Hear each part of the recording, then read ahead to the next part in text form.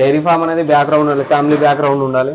Family background ఉంటేనే దీంట్లోకి రావాలి. లేదు నేను వర్కర్ని పెట్టుకుంటాను, నేను వర్కర్ చేసుకుంటాడు అంటే వర్కర్ మధ్యలో ఎత్తేసిపోతాడు. ఆ తర్వాత మనకు ఉన్నది పోతుంది, మొత్తం ఉంచుకున్నది కూడా పోతుంది. డైరీ ఫామ్ రంగంలో చాలా మామూలుగా ప్యాకట అది ఇది అని అంటారు, కానీ డైరీ ఫామ్ రంగంలో ఒక్కసారి అది చూడు, అది చూస్తే ప్యాకట కంటే దారుణంగా పోతుంది. అనుకున్నంత ఈజీ కాదు. ఇప్పుడు మనం లెక్కలేసుకున్నంత ఈజీ ఉండదు ఏది కానీ. దీంట్లో ప్రొద్దున లేచి మనం 5 గంటలకు వస్తే రాత్రి 10 గంటల దాకా మనకు టెన్షనే ఉంటది. అది నైట్ పడుకున్నా గానీ అక్కడ ఏమైతుందో ఫాంకడ ఏమైతుందో అన్న టెన్షన్ ఉంటది. ఇంకోటి ఏంటంటే కన్ఫ్యూజ్, ఒక్కొక్కడు బీహారోడు మధ్యరాత్రి వెళ్ళిపోతా ఉంటాడు, బీహార్ లేబర్ పెట్టుకుని మధ్యరాత్రి వెళ్ళిపోతా ఉంటాడు. అంతా రిస్కులు ఉంటాయి. మనకు చేయగలుగుతాం అన్నంత సత్తా ఉన్నప్పుడే ఈ మార్కెట్ దీంట్లో ఈ ఫీల్డ్ లోకి రావాలి. వేరేలాగా ఈ రోజు ఒక్కరోజు బంద్ చేసి సరేలే ప్రొద్దున చేస్తాను నువ్వు రొటీన్ గా ఒక 1 వీక్ చేసినావు అనుకో, 1 వీక్ చేస్తే సెకండ్ వీక్ అసలే చేయలేవు. సో మనం ప్రస్తుతం చూస్తున్న ఈ షెడ్ వచ్చేసి అయితే జంగపల్లి విలేజ్, గుంపల్లి అక్బర్పేట అనే మండల్ అలాగే సిద్దిపేట డిస్టిక్ లో మనం అయితే ఉన్నాం. సో ప్రస్తుతం మనం రాజన్నతో ఉన్నాం. సో ఈ డైరీ ఫామ్ లో ఈ రాజన్నకి ఎన్ని సంవత్సరాల అనుభవం ఉంది, సో ఈ డైరీ ఫామ్ ఫీల్డ్ లో ఏ విధంగా మనం ముందుకోవాలి, లాభాలు నష్టాలు ఏ విధంగా ఉంటాయి, సో కొత్తగా ఈ డైరీ ఫామ్ ఫీల్డ్ లోకి వచ్చే వారికి ఎలాంటి సలహాలు ఇస్తారని చెప్పేసి పూర్తి ఇన్ఫర్మేషన్ మనం రాజన్న ద్వారా అయితే తెలుసుకుందాం. నమస్తే అన్న. సో ప్రస్తుతం మీరు ఎన్ని పశువులతో మెయింటైన్ చేస్తున్నారు ఈ డైరీ ఫామ్ షెడ్ ని? మీకు దాదాపు ఎన్ని సంవత్సరాల అనుభవం ఉందన్న ఈ డైరీ ఫామ్ ఫీల్డ్ లో? నాకు చిన్నప్పటి నుంచి నేను యానిమల్స్ మధ్యలోనే పెరిగినాను. మళ్ళీ ఇంకోటి ఏంటంటే మా అమ్మ నాన్న వాళ్ళు ఉంటుండే, 1-2 ఉంటుండే. దాన్ని కొంచెం నేను ఎక్స్టెండెడ్ చేసుకోవాలని ఈ పిఎంఈజీపీ లోన్ ద్వారా ఇట్లా వచ్చినాను. ప్రజెంట్ అయితే యానిమల్స్ ఇప్పుడు ప్రజెంట్ మనకి 8 దాకా ఉన్నాయి. చిన్న పెద్ద కలిపి ఒక 10-12 దాకా ఉంటాయి. ఓకే, పిఎంఈజీపీ కన్నా ముందు నుంచే మీరు ఈ డైరీ ఫామ్ మెయింటైన్ చేస్తున్నారు. ప్రస్తుతం మీరు ఎన్ని పశువులతో స్టార్ట్ చేశారన్న డైరీ ఫామ్? ప్రజెంట్ అయితే అంతకుముందు ఒక 4 ఉన్నాయి, ఇప్పుడు ఒక 4-8 స్టార్ట్ చేసినాను. ఇప్పుడు పిఎంఈజీపీ లోన్ ద్వారానే రన్ అవుతుంది మొత్తం. సో ఎనిమల్స్ లో ఇప్పుడు ఏ బ్రీడ్లు ఉన్నాయి మన దగ్గర? గ్రేడెడ్ ముర్రా ఉన్నాయి, లోకల్ ఉన్నాయి, ప్లస్ ముర్రా ఉన్నాయి. ఓకే, సో ఈ 3 ఇప్పుడు ఇచ్చేవారా మిల్కింగ్ ఇచ్చే పశువులు ఎన్ని? ఇప్పుడు మిల్కింగ్ ఇచ్చేటి ఒక 3 ఉన్నాయి మన దగ్గర. 3 ఉన్నాయా? సో ఈ 3 మిల్క్ అనేది దాదాపు మనకు రోజుకు ఎన్ని లీటర్ల పాల ఉత్పత్తి వస్తూ ఉంటది? ఇప్పుడు ప్రజెంట్ వచ్చేసి అన్ని కన్సీవ్లు ఉన్నాయి, ఆల్రెడీ 4 months 5 months ప్రెగ్నెన్సీ తోటి ఉన్నాయి. కాబట్టి ప్రొద్దున సాయంత్రం కలిసి మనకు ఒక 20-25 లీటర్స్ అవుతున్నాయి. మనకి కొంచెం కొంచెంగా ఇంక్రీజ్ అవుతున్నాయి. ఇప్పుడు తీసుకుంటాను. ఇప్పుడు ఒక 4-5 animals మళ్ళీ పర్చేజ్ చేసుకుంటాను. ఈ లోకల్ మార్కెటింగ్ చేస్తుంటారా లేదా? నేను డైరీకి వెళ్తున్నాను కాబట్టి మాక్సిమం డైరీ ఫామ్ పెట్టే వాళ్ళకు నేను మంచి సలహా ఏంటంటే నియర్ గా లోకల్ మార్కెట్ చేసుకుంటేనే డైరీ ఫామ్ రంగంలో సక్సెస్ ఉంటుంది. లేదు నేను డైరీకి పోసుకుంటా అంటే డైరీకి నేను ఇప్పుడు ఆల్రెడీ 6 months కాదు, దాదాపుగా ఒక 10-12 years అవుతుంది నేను డైరీకి పోయేవాటి. అలా డైరీకి పోయడం వల్ల చాలా నష్టం ఉంటుంది తప్ప లాభాలు ఏముండవు. ఎందుకంటే వాడు ఇచ్చేది ఫ్యాట్ పర్సెంటేజ్ బట్టి ఇస్తాడు. ఫ్యాట్ పర్సెంటేజ్ మనకు 6 above రాదు, ఎందుకంటే ఒక 4 animals కలిపితే 6 above రాదు.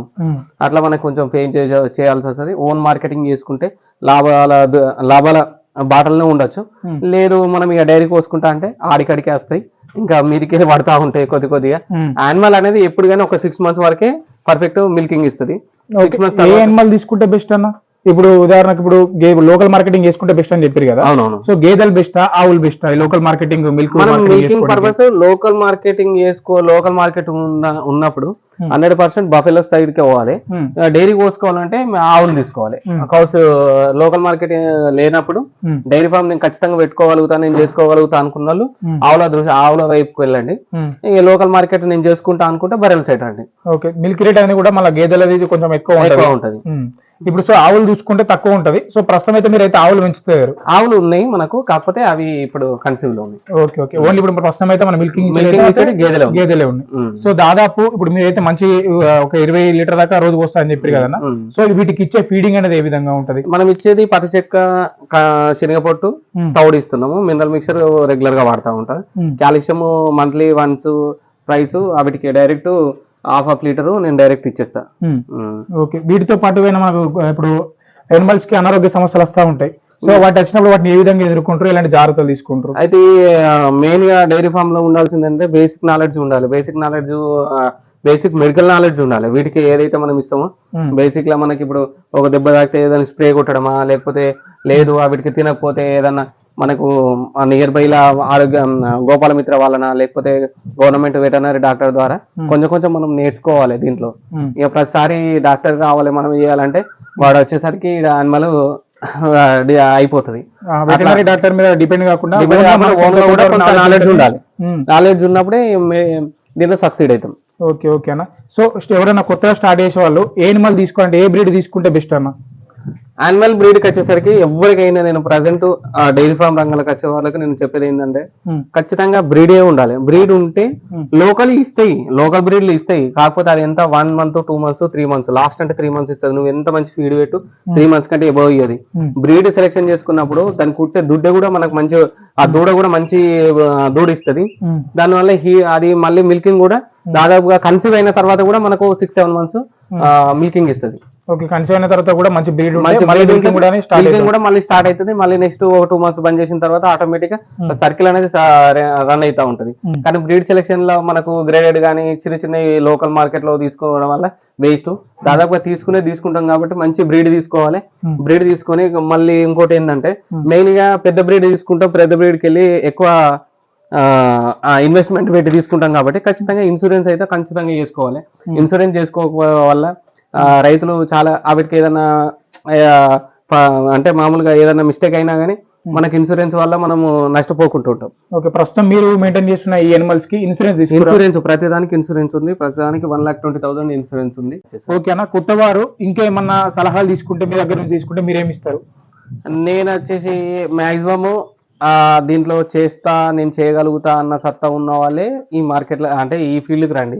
లేదు నేను సాఫ్ట్వేర్ ఎంప్లాయీని, నేను ఇంకా వర్కర్ని పెట్టుకుంటా, లేదు నాకు బ్యాక్గ్రౌండ్ మాకు మంచిగా ఉంది, ఎకనామికల్ గా మాకు మంచిగా ఉంది, మేము ఒక 100 animals ఇచ్చి చేస్తాము అది ఇదంటే అట్లా చేయడం వల్ల వేస్ట్. బీహార్ వాళ్ళ లేబర్ ను నమ్ముకోవడం చేసుకోవడం అదంతా రిస్క్ ప్రాసెస్.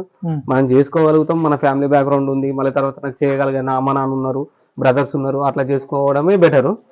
దీనివల్ల ఇంకోటి మెయిన్ లోకల్ మార్కెట్ ఒకటి ఉండాలి, మనం చేస్తాన సత్తా ఒకటి ఉండాలి, మనకు ఓన్ ల్యాండ్ ఉండాలి. లీజ్ ల్యాండ్ వల్ల కూడా ఆ లీజుకు ఇదని అవి మనకు పర్చేజ్ చేయడం అవి ఇబ్బంది అవుతుంది.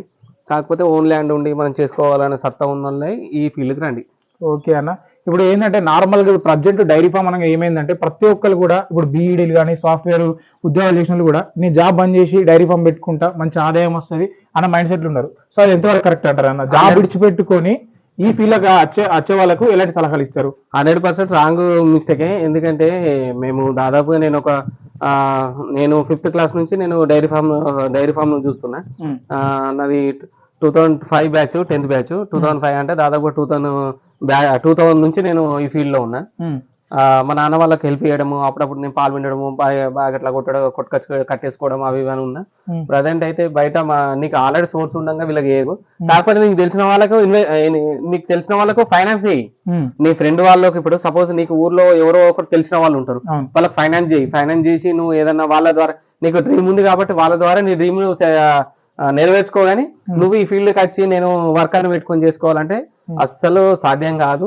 100% వర్కర్ను ఎవరు నమ్ముకొని ఈ ఫీల్డ్కి అసలే రావద్దు. ఓకే అన్న, ప్రస్తుతం మీరు నెలకు ఎంత ఆదాయం సంపాదిస్తున్నారు మీ దగ్గర ఉన్న ఎనిమల్స్ తోటి? మనకంటూ ఆదాయం ఏం రావట్లేదు. ప్రజెంట్ అయితే మనకి ఈఎంఐలు ఓను, వాటి ఫీడ్ ఖర్చు ఓను, మనకి జస్ట్ ఆడికాడికి నడుస్తుంది. మనకి యానిమల్ ఇప్పుడు నాకేంటంటే నేను ఫస్ట్ ఈ లోన్ క్లియర్ చేసుకుంటే లోన్ మిగులుతుంది నాకు, అంతే. లోన్ అమౌంట్ మిగిలితే లోన్ పూర్తి వీటి వల్ల కట్టుకుంటే నాకు యానిమల్స్ మిగిలిపోతాయి. ఓకే అన్న, థ్యాంక్ యూ అన్న. మీ విలువైన సమయాన్ని ఇచ్చి మీ డైరీ ఫామ్ జర్నీ గురించి మీ గురించి మంచి ఇన్ఫర్మేషన్ అయితే ఇచ్చి మన ఆడియన్స్కి అయితే థ్యాంక్ యూ అన్న.